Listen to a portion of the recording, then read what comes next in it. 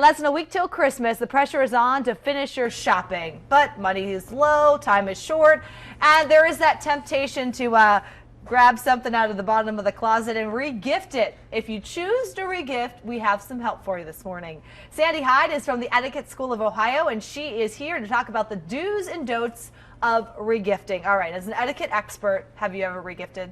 I have not, and I recommend people do not. All right, so that's the first thing you want to say. Don't re-gift. But you know what? It's done. I don't really see anything wrong with it. If you want to do it, I guess maybe you're talking about the best thing to do is to make sure that the item that you're giving someone is new. It should be new, in good condition, and in its original packaging if possible. Okay, so new in the really good condition. And then maybe you should figure out who gave it to you. You should. It would be so embarrassing to give the gift back to the person that gave it to you, or even to a family member.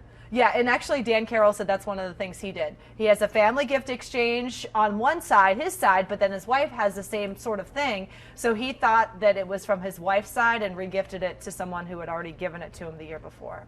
So a big no-no for the Dan Carroll family. All right, now another tip you have is basically don't re-gift a personal item. What do you mean by that?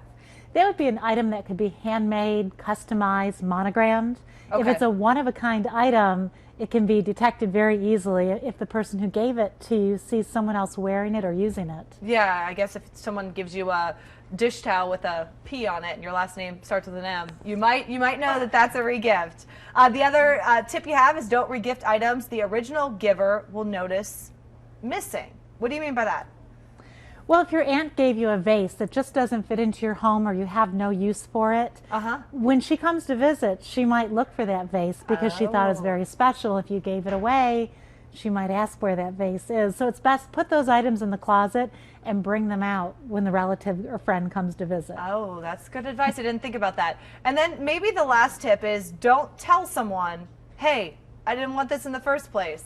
That's just poor taste, I think, right? That is. That's like getting a hand-me-down all the time. It's like, well, this gift wasn't good enough for me, but I'm going to give it to you. Right. Here's a pair of socks I didn't want to enjoy, kind of thing. Right. Last piece of advice, when opening presents, do you feel like families should wait and do it individually or do it all at one time? Or I guess what is the proper way to open presents?